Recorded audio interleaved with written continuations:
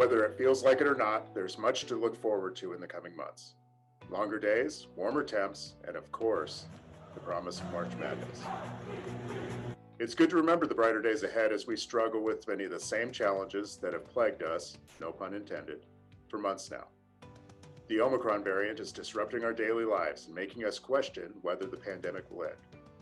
Workers are still hard to find, supplies and goods remain elusive, throwing inflation and the potential for international conflict, and there's much to keep us up at night. But here in the Inland Northwest, we aren't afraid of a little adversity. We're nothing if not resilient, resourceful, and perseverant. At the Journal of Business, we endeavor to keep you, our readers, informed about what's happening in our community. Our staff is dedicated to providing you with objective information on news and trends, with the goal of helping you be more successful on your chosen path. It's time to go beyond the sound bites. It's time for more depth than 140 characters can provide. It's time for elevating the conversation. Good afternoon and welcome to Elevating the Conversation.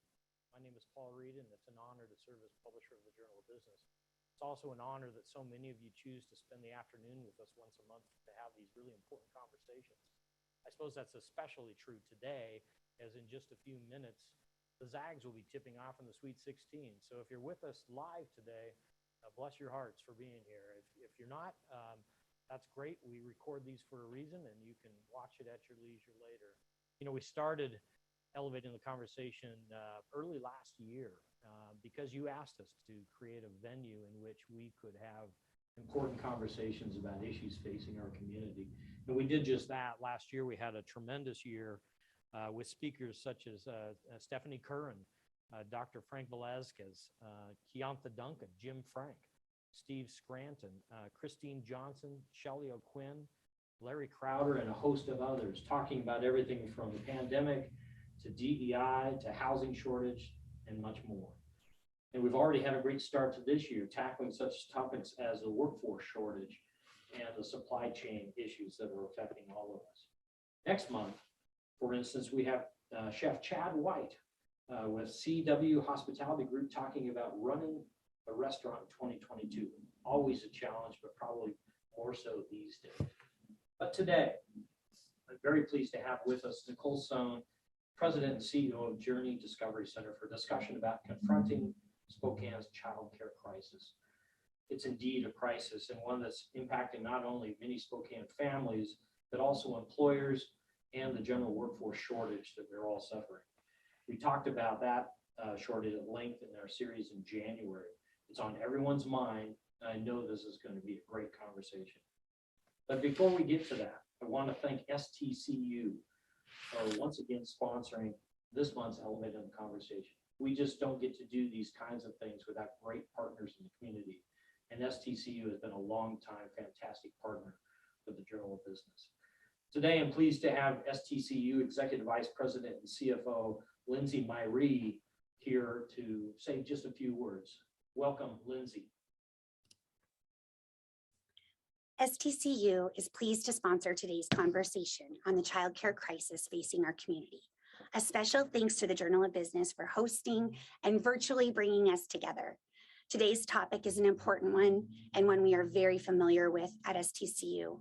With a large number of our employees having younger children, having affordable, reliable, and safe childcare in our region is critical when it comes to the future of a supported and engaged workforce. As we emerge out of the pandemic, we know it will take a concerted effort on behalf of government, business, and community leaders to come together to help solve the issue and make strides towards progress.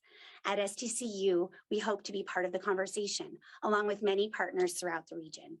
We recently partnered with KHQ to shine a light on Journey Discovery Center and all they are doing for early learning in our community. We look forward to hearing from Nicole Sohn today.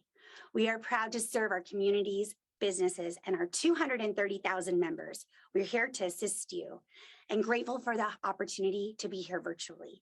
Can't wait to see you again soon in person.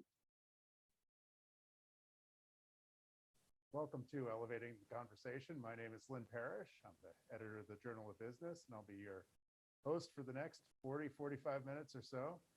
You may have one eye on us and one eye on the Gonzaga men's basketball team, and we don't blame you for that, but we appreciate you joining us today. Of course, I'm with Nicole Sohn from Journey Discovery Center. Welcome, Nicole. Yeah, thank you. Happy to be here. How are you doing? Pretty good. Good, Yeah. good.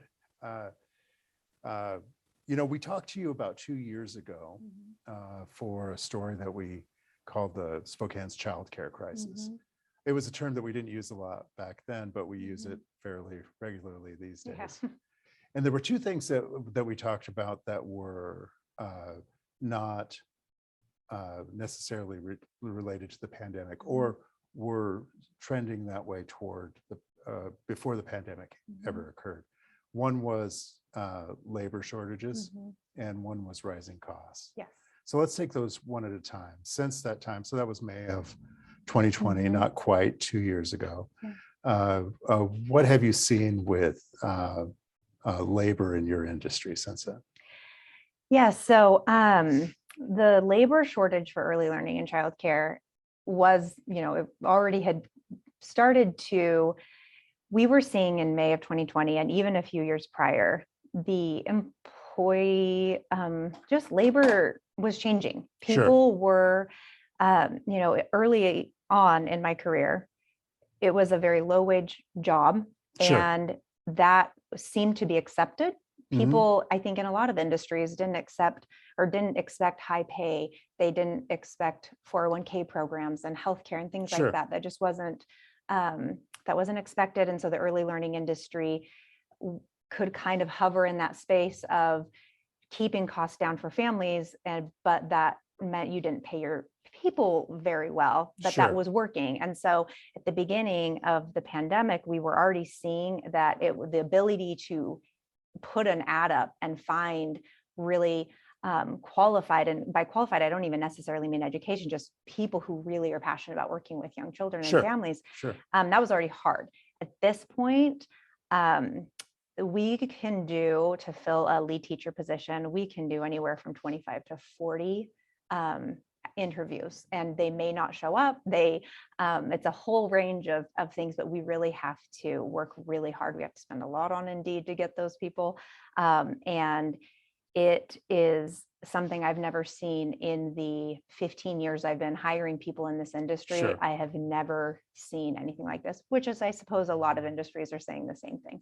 Yeah, to a degree. To a degree. So it's gotten worse over the last 2 years. Absolutely. And the unfortunate part was that we had to expand our employee. Our base. I mean, we went from 32 employees to 47. Because when we were having teachers who were exposed or were feeling unwell, we needed to have a lot of substitute teachers to be able to step into their place so that we didn't close classrooms due to workforce shortages. So it came in a time where we needed to expand quickly, and there just wasn't the workforce there. Yeah. So beyond labor, what have you seen in terms of cost trends over the last 2 years? So, I mean, to go back to labor, it really is predominantly labor. I think that the bulk of most early learning and childcare businesses' expenses are, 60 to 80% are employee-related costs. And though paired with that, you have lease and rent that are increasing in Spokane. So to be able to find a location and to be able to either build or retrofit a building to meet the regulatory components of childcare is really difficult. So those would probably, your two biggest costs would always be your building, but really your employees. And how is that translated into trends in costs within the industry, what the customer pays? So again, the big piece is for those teachers.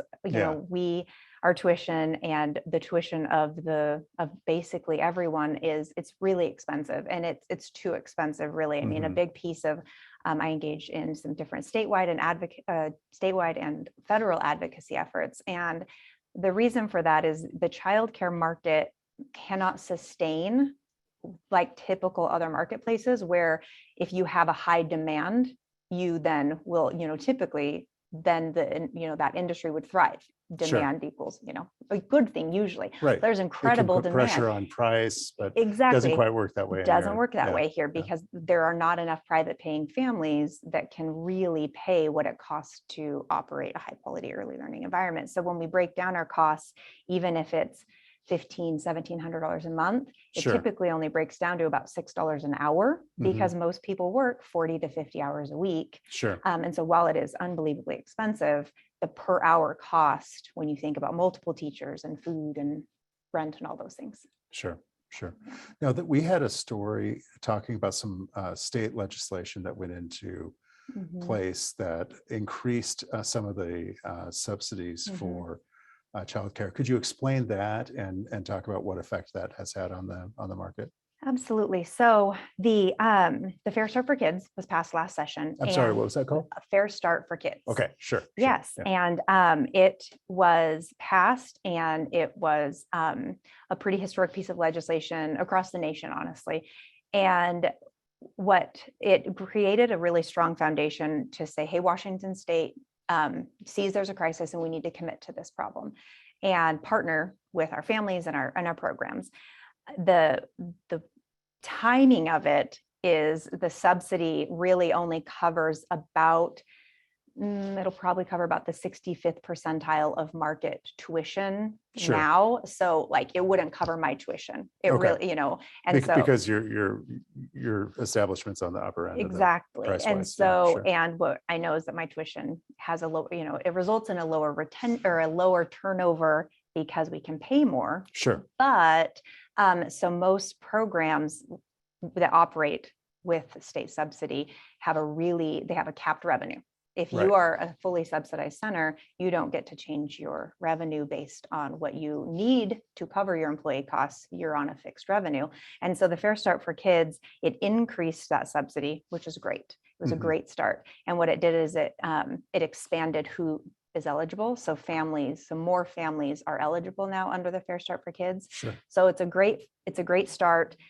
There is incredible more work to be done because unfortunately, because of the cost of what it really needs to be invested in on a state level, it doesn't quite expand it to middle-class families yet. So that's the work that still needs to be done, is really getting to those middle-class families. Yeah, I was playing with the numbers, and tell me if this sounds wrong, but I was playing with the numbers before we met up, and if it was a single parent with one child, and it was 200% of the federal poverty level, that would put the cap for the subsidy at around $34,000, $35,000 a year in annual income.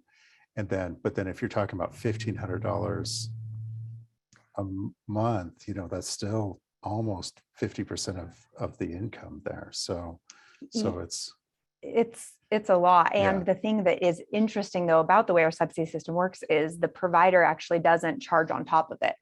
So but let me clarify. But what I mean is, if you're just north of where that subsidy is, okay, I see what you're saying. Then if you're making $36,000 a year, you're still looking at paying full retail, so to speak. I see what you're saying. So they one of the big changes was they switched it to state median income, which was a good switch. Oh, sure. Yes, so it's very recent. So more people qualify. So still not into middle class, but you're exactly right. There's this cliff effect basically, and the Fair Start for Kids also work to try to smooth that cliff, but it's definitely, you go from qualifying to you're paying, exactly the full freight, and you're talking about a $500 difference in income. So we actually, what we've seen in our state and across the nation is people foregoing raises and foregoing leadership positions within organizations because a very small salary increase will kick you off the subsidy system, but it doesn't cover what you were getting in your childcare payment. So we are seeing not only lack of childcare, but then we're seeing people stunt their professional growth so that they can maintain their benefits. Yeah, that's disturbing. Yeah, that's disturbing. Yeah. I wanted to mention before we go much farther that we'll have questions at the end of our conversation. So please, at any time, feel free to type those in, and we'll get to them in about, 20 minutes or so. So do we have any updates on score yet? Has the game started? The really It's probably like important 8 part. to 0, 7 to 6, 7 to See? 6. 8 to 0 was a little They're going to keep us on the edge optimistic, of yeah. our seat again. Yeah. So what we talk about demand and supply, and I was curious to know, and we've seen it. We reported on a study that came out not too long ago about, I think they called it a care desert, daycare desert or childcare desert in Airway Heights in the West Plains area. Yes. And I was curious to know, I guess I don't have a good feel for, is that exclusive to the West Plains, or is that something we see in other pockets around the Spokane area? Absolutely. So at Airway Heights, there's virtually nothing there. And for reasons that make sense, because Fairchild Air Force Base was there and they had their own childcare program. Okay. They also are struggling with the same issues we are. I did a tour there this summer and they cannot hire and retract either. And they actually had 3 classrooms empty because they couldn't staff them. Sure. But aside from that, that was the anchor of that community. And they were somewhat, at least historically, self-sufficient in their childcare needs. But then as Airway Heights really has expanded, there hasn't been anything. Because what you started to see in the people who are in this industry, we've been kind of hanging on and making it work. We've gotten really innovative with our models, and we've been able to capture that sweet spot of having our employees and being able to have our customer base.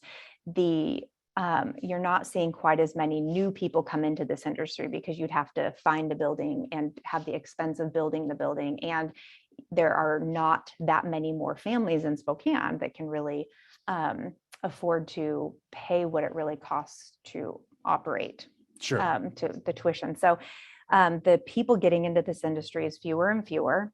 And so most places in Spokane need more childcare. Most neighborhoods. Sure. And so specifically Airway Heights, and I know especially the northeast of Spokane needs quite a bit, but even downtown, honestly, everywhere, and especially non-traditional hours. So we have nurses and doctors and people who work at Amazon. I mean, like my program's 6:30 in the morning until 6 p.m. That does not work if you are working at Amazon or if you're working as a nurse. And so having non-traditional hours or part-time or things that really meet families' needs are really important.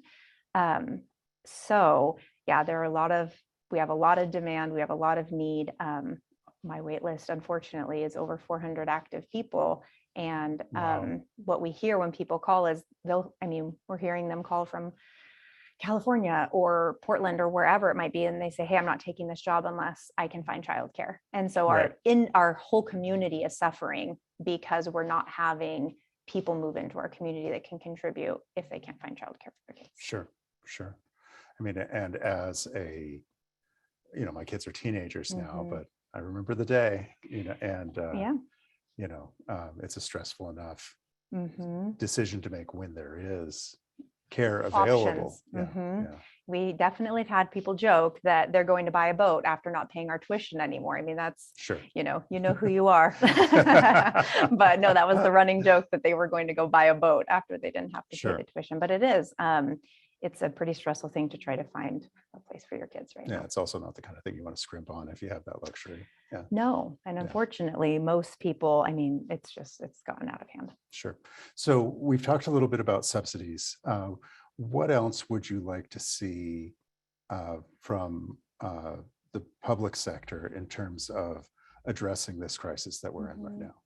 So I was actually on a call earlier today, and I think that what we're trying to balance is industry-led solutions and leaning into industry knowledge.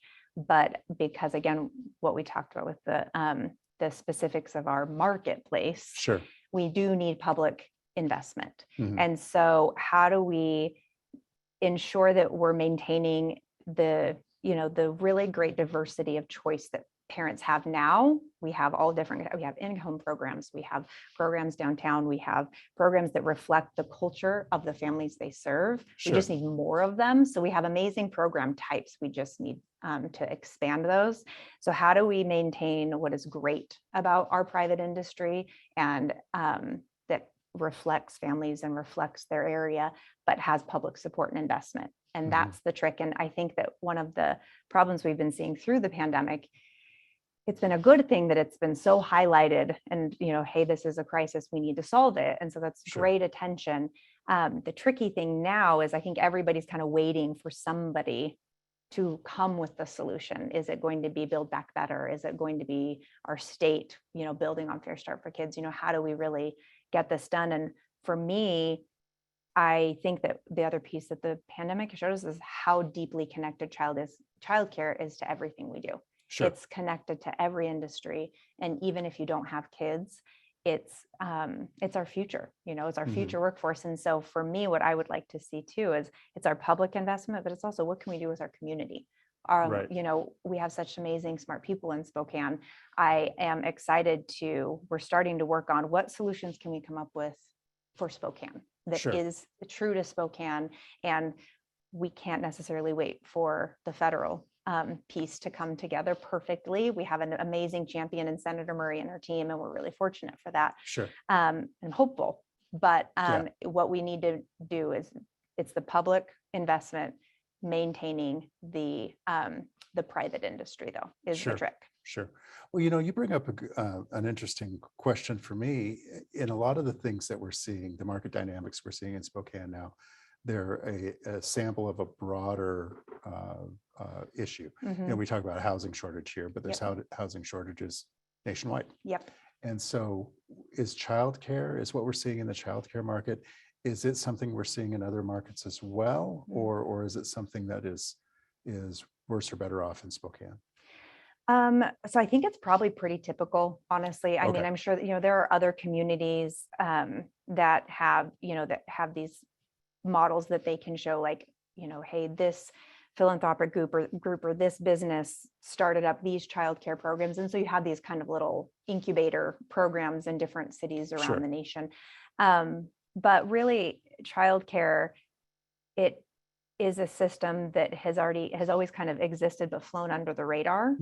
And so now it's on everybody's radar. And so I do think it's everywhere. But I think that the best option we'll find for Spokane will be true to Spokane.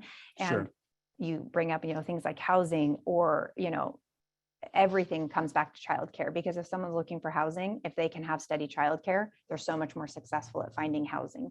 Or if they're needing any other support in life, or finding a job, or anything, if you can stabilize their kids, everything else comes together a whole lot easier.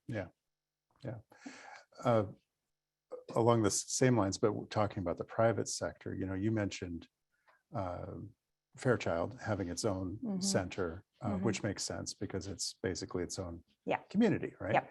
And so within the larger community.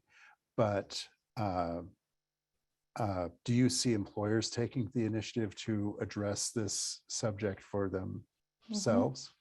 Absolutely. I think that, so employers, it got so weird. You couldn't really ask, okay, do you have kids? Are you, what is your, what are your plans? Are you going to be pregnant? Or, these are things that employers did not ask their employees. And so I think that childcare, for a lot of reasons, again, flew under the radar. And it's been brought to the forefront. And I think that what I don't want to happen to childcare is for it to become a partisan issue, or an issue that is only for one political party or one group to solve, because again, childcare is everywhere and it is connected to everything. And I am a business owner, and I really, some of my best connections and the things that I love the most are finding out about other systems and other industries, because we are better when we consider each other. We don't operate in silos. And so I do think that the business groups do need to come to the table. AWB and GSI have been great partners, and they are, I want an industry-led solution, and I want business to be there, because what I don't want to see happen is to have business villainized in this, and there to be like a tax or some sort of a requirement that maybe lands wrong for employers. But if they were part of creating those solutions, it will be something that really works for both employees and employers. Sure. Yeah, that makes a lot of sense. I have a score. 16-12, Gonzaga. Nice. Yeah, good. Could hear the marker. So is that, I guess that while we're on the subject, is that one of the reasons that you've perhaps you've always been involved to a large degree in business organizations like AWB and GSI, but is that something that's always been an interest to you, or is that something that you became involved in as you saw some of these issues developing? So I really value learning from other industries. Right. And so because childcare, we're small businesses, and it's an industry that has really worked over the last, however many years to connect to each other more. We were kind of operating a lot off on our own because you just, you had your business and you just worked. Yeah. And so I think that one of my motivations with joining GSI and then with joining AWB was, okay, what solutions, what innovations, what things have happened for other industries that they've already paved that road, and we could maybe learn from that and tweak it a little bit to support childcare even more. What other industries have needed outside funding or partnership? We have grants and loans for people to go to college, or we have all kinds of things that you have, subsidies for construction companies to build low-income housing, or there's all kinds of things that when communities have seen need, that you've had partnerships and solutions. So for me, one of the big motivations is learning about manufacturing or learning about healthcare, because I might see something that they do for their industry and be able to bring it back and say, hey, if we apply this in a different way, that can make us more relevant, or that can connect us in a deeper way. And maybe we'll get to a solution where we really are partnering and truly creating an accessible and affordable childcare system. So really, it's just to learn from other people. Yeah. Talking about the education system, one of the things that I imagine has developed during your tenure, throughout your career, is a realization of the importance of early learning. And so, and how that prepares students for entering the K through 12 system. Can you talk a little bit about that and what we know about that at this point? Yes. So that's the other piece too about these connected systems. Sure. Birth to 5, I'm sure if you've been paying attention to childcare, everybody's been saying it, 90% of brain development happens by the age of 3. Okay. But the important part of that is it's the soft skills that I hear in all these business meetings. I need employees, I don't care about their degree. I need them to be able to problem solve and think out of the box and collaborate and work with the team and innovate. And those skills, that is birth to 3 and birth to 5. And so it is so important that we base our requirements on child outcomes and supporting high quality early learning based on kids. And so then when we really fund the system and grow the system so that all kids have access, because if we're only meeting like a third of the population right now, that means that, roughly half to 2/3 are entering kindergarten with a less advantageous start than others. And that's not how we want to set up our success for K through 12, higher ed, or whatever apprenticeship, or, whatever our employers are expecting to come out the other side. Start at the beginning, and that's when we're really going to get the best future workforce. Sure. And so in theory, it's possible to get that at home, but what you're talking about is a more structured or standardized effort. I think that the culture around raising children has just changed. You used to have, my mom was a stay-at-home mom, but there were a lot of other stay-at-home moms in our cul-de-sac, and we played together, and we were our own little mini early learning program, and we learned those peer relationships. We learned how to conflict management, for better or worse. Things were just different. And now we really need dual incomes to deal with rising housing costs, and just every cost is inflating all around us. And so households require both parents to work. And so with that requirement comes the need for childcare. Or if you're a mom at home and you don't have many other moms on your block, you can do a really amazing, there's great places like the libraries, and there's great places for these Sure. families. And it's not just moms, I should say, but for that parent at home, it is more challenging to replicate those rich peer experiences that do happen in early learning. Sure. Fascinating. Yeah. Well, I think we have some questions from the folks who are sticking with us. Paul, do you want to hit us with one of those? Sure. We have a question from Mark Tucker. What role do you see businesses supporting childcare for employees? So there have been really interesting talk with benefit packages, looking at, we offer 401k programs, we offer PTO. Are there opportunities to have childcare reimbursement programs and really just dependent care? Because we don't know if we're going to ever have to take care of a loved one or a parent someday. And so I've been seeing some really attractive employee retention benefit programs with childcare.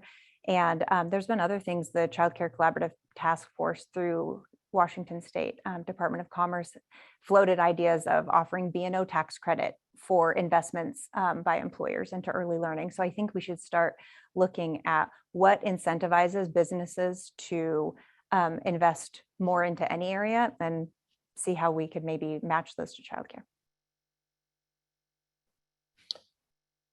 From Mike McBride. Hi, Mike. It seems like large companies or industry groups would be wise to buy blocks of childcare slots as a benefit for their employees. Do you see any local businesses or groups leaning into creative benefits like that?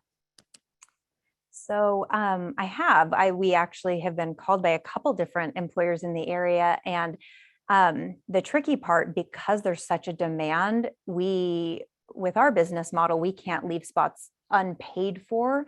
And so for employers, if you're going to say, if you're buying, a couple infant spots, a couple toddler spots, and a couple preschool spots, you want those to probably be filled the whole time. Otherwise, you're paying for them and they might be sitting empty.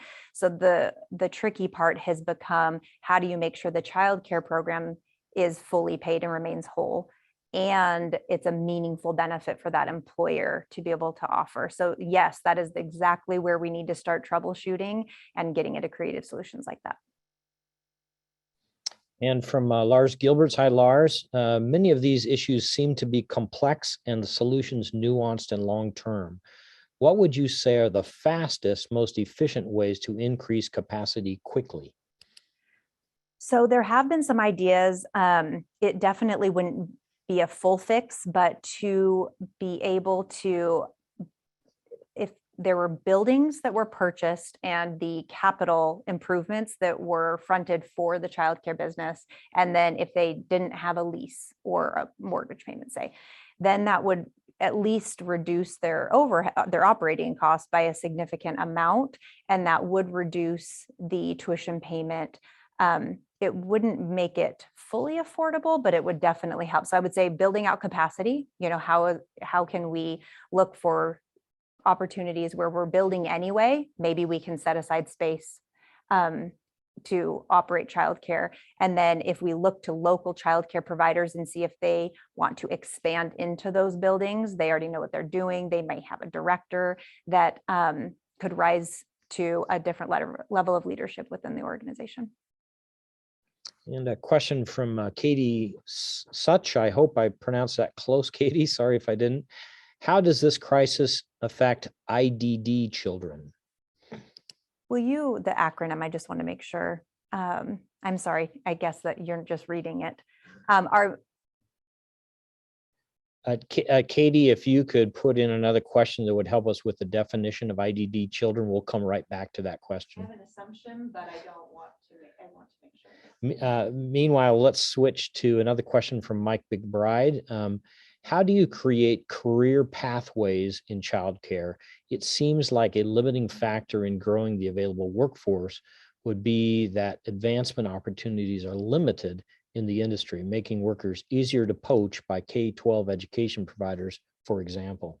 Great question. That is a great question. And that's actually something. So I'm starting interviews with my teachers to ask them that very question, and teachers around Spokane. And what I've seen is we need career paths that lean into current employee trends, which are they're probably not staying anywhere for their whole lives. We're really seeing that emerging trend that people like to have a variety of experiences. And so what if we had, we have social workers or occupational therapists that while they're in school or shortly after school, if they can gain experience working with young children and invaluable customer service skills and working with parents and peers and collaborating, the kind of learning that happens for adults when they're working as an early learning teacher goes to so many sectors. We've had students in, nursing students, speech therapy. We have all kinds of people that work with us for 1 to 3 years, and they have said that this is some of the best experience that they've ever had for their later on careers. Now, aside from that, there's maybe some growth opportunities where we can create mentorship programs where maybe alongside the director and owner, you're having some credentialing system that teaches them, bookkeeping and operations and hiring and all of these HR skills and things that you need to operate your own business. You have a mentorship/apprenticeship model, and they can go out and open their own childcare if they want that kind of upward mobility. So yeah, I agree. I think that that's a big thing. It's not just pay, it's also where do I see myself in 5 years? Let's get back to Katie's question. So how does this crisis affect intellectual and developmental disabilities? That was my assumption, but again, I didn't want to leap to that conclusion. So the other part is that when most childcare providers are underwater financially, they'll start, they're not able to maybe offer as low of ratios or have as deep of a bench with their substitute teachers. So what that results in is for children that might need more support with lower ratios or one-on-one, it is definitely harder to really be the best place for those kids. And we are seeing that they are being excluded from childcare and early learning opportunities. And that isn't what we want. We want a place for every single child in our community. And it's not only rich for that child, but it's also rich for their peers around them to understand that there are a whole lot of amazing children out there that don't have to either look, talk, and act just like them. And so when we're isolating any group of children, we definitely need to call that out, speak truthfully about that, and create solutions. But the biggest one is supporting childcare providers so that they have their needs met, so that then they can meet the needs of kids. So when you say excluded, are you saying that the spots simply aren't available, or it's just not an ideal situation? It's typically, so what I've seen and I've heard from providers and parents on different statewide task forces is it might be attempted, but then it may not be successful if it's okay, so we need one-on-one. Well, who's going to pay for that one-on-one? It's already so expensive. And we know that childcare's margin is so low, they can't afford to bring on the one-on-one support. And there's really limited, you have to qualify under really specific conditions to have the state pay for extra support. Sure. So those types of things make it really difficult for that child's needs to be fully met. And it's a very hard situation. So a high hurdle on top of an already high hurdle. Exactly. Yeah, there's compounding. I have a question from Amy Vega. In your view, what is the challenge with providing more childcare for non-traditional hours? So the workforce shortage, definitely makes that harder when you're having a hard time finding people who want to work 7 to 3 Monday through Friday with holidays off. You're definitely going to have a hard time finding people to work overnight or on weekends. There's also some regulatory things that have made this more challenging in the last few years.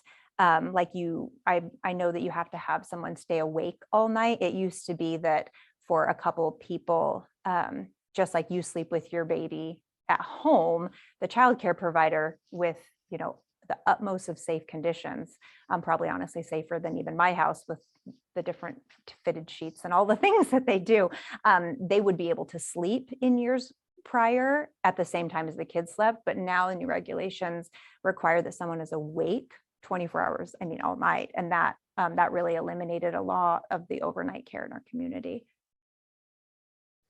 And last question so far from Brian Trimble. Tough one, maybe. K-12 education state budget is 50%. What is the state's total investment in early learning in Washington state? So I have not heard since, I mean, things haven't fully finished from our most recent session. So I don't have accurate, perfect totals, but we are hovering around 1 to 2% typically, unfortunately. Yeah, it's not good. And that's the end of our questions. Current score, Gonzaga 22, Arkansas 17, 7 minutes left in the first half. Okay. All right. Well, it's time to put on the lucky socks and get in front of the TV, I guess. It's a tough conversation. I really appreciate you having it with us today. Thank you for joining us. Absolutely. Thank you for joining us. And thanks to our friends at STCU for supporting us this month. Please come back in April when we talk with Chad White about some of the challenges that restaurants and restaurateurs are facing. Until then, go Zags.